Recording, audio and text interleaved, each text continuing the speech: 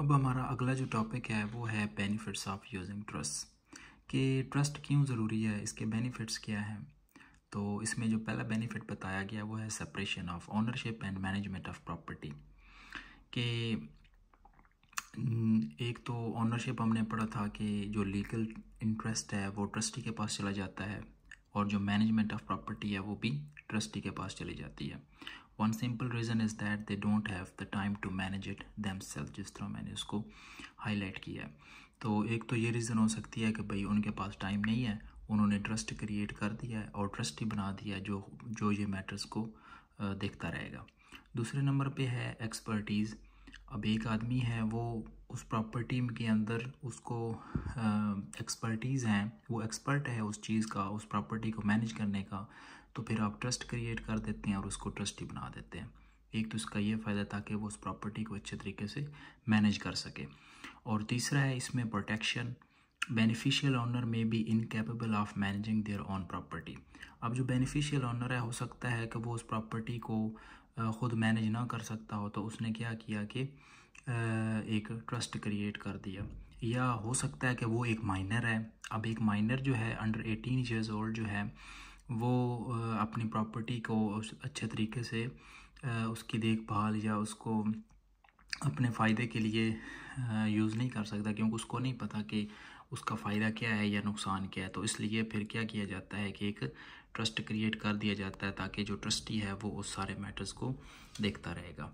तो आगे इसमें आ जाता है फ्लेक्सिबिलिटी। अब डिफरेंट बेनिफिशरीज़ होते हैं, different beneficiaries, different source of interest in that property. This means trusts are very useful for creating future interest, not just immediate interest.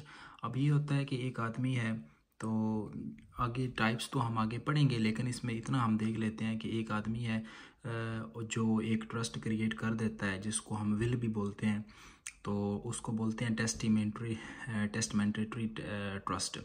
तो अब उसमें क्या होता है कि वो एक विल क्रिएट कर देता है और उसमें बता देता है कि मेरी ये जो प्रॉपर्टी है वो आपने फ़लाँ को दे देनी है। तो उसमें फ्लेक्सिबल है और उसमें जो शेयर्स हैं या जितनी भी प्रॉपर्टी का हिस्सा देना है वो तय कर सकता है कि ये प्रॉपर्टी, इतनी प्रॉपर्टी फ़लाँ बंदे को जाएगी, इतनी प्रॉपर्टी फ़लाँ बंदे को जाएंगी। तो उसमें ये है फ्लेक्सिबिलिटी हो जाती है। तो इतना ज़रूरी नहीं होता कि आपको कोई जल्दी नहीं होती, आप ट्रस्ट क्रिएट कर दें और उसके अंदर आप मेंशन कर दें कौन ट्रस्टी होगा, ट्रस्टी की रिम्यूनरेशन होंगी नहीं होंगी, वो सारी चीज़ें आप ट्रस्ट डीड में मेंशन कर सकते हैं। तो उसमें आगे आ जाता है कंट्रोल। अब इसका ये होता है कि जो ओरिजिनल कंट्रोल होता है, original owner of property to retain a degree of control even after divesting themselves of their interest in the property.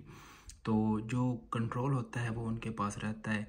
अब चूँकि अगर गिफ्ट कर दिया जाए तो कंट्रोल जो होता है वो ख़त्म हो जाता है, लेकिन जो ओरिजिनल ओनर है ट्रस्ट करने से उसका जो कंट्रोल है वो रहता है।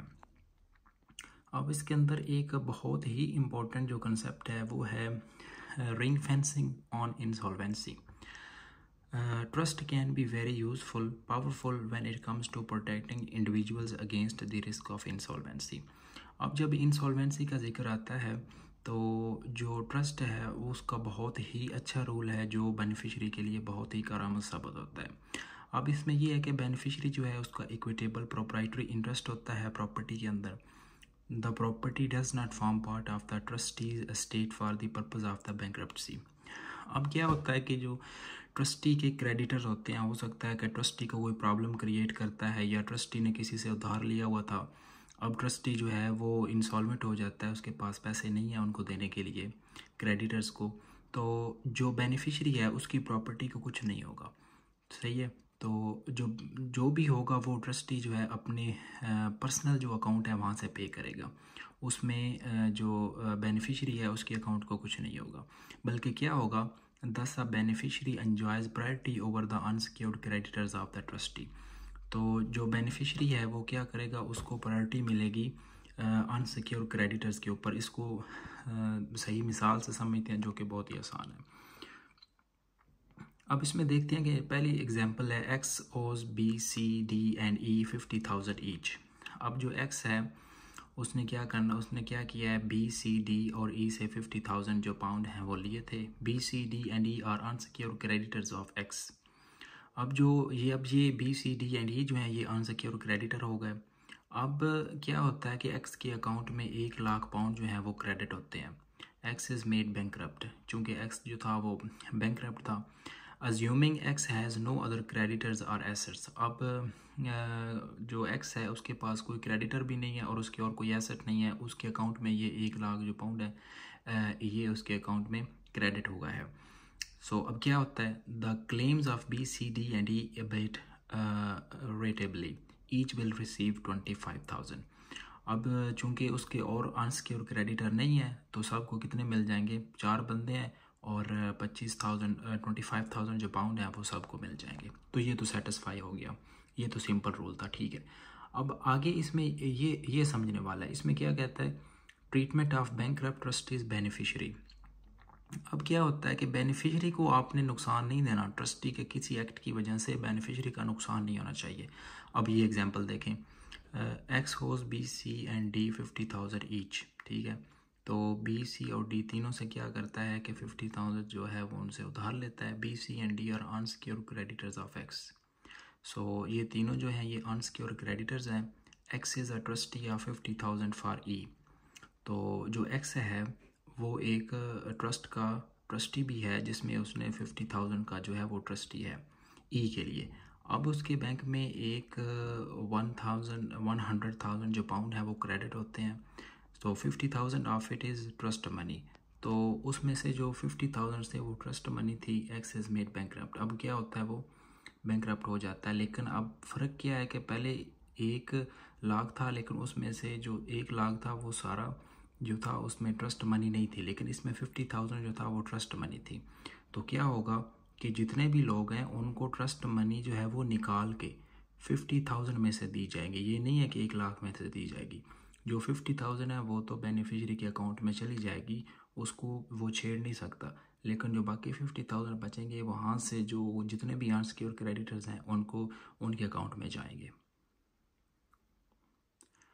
उसके बाद जो होता है एक आ जाता है फिर ट्रेसिंग एंड प्रोप्राइटरी क्लेम्स। अब इसमें क्या होता है कि जो ट्रस्टी है वो ट्रस्ट प्रॉपर्टी को मिस अप्लाई नहीं कर सकता। वो इवन के 100 पाउंड जो है वो भी अपनी वाइफ को अगर देता है तो वो भी beneficiary can assert there interest in the money. तो वो बेनिफिशियरी तो जो बेनिफिशियरी है वो रकम भी मांग सकता है, ठीक है। मतलब आप देख लें कि कितना सिक्योर है कि वो जो ट्रस्टी है वो बेनिफिशियरी की एक रुपया या 1 पाउंड भी इधर उधर नहीं कर सकता।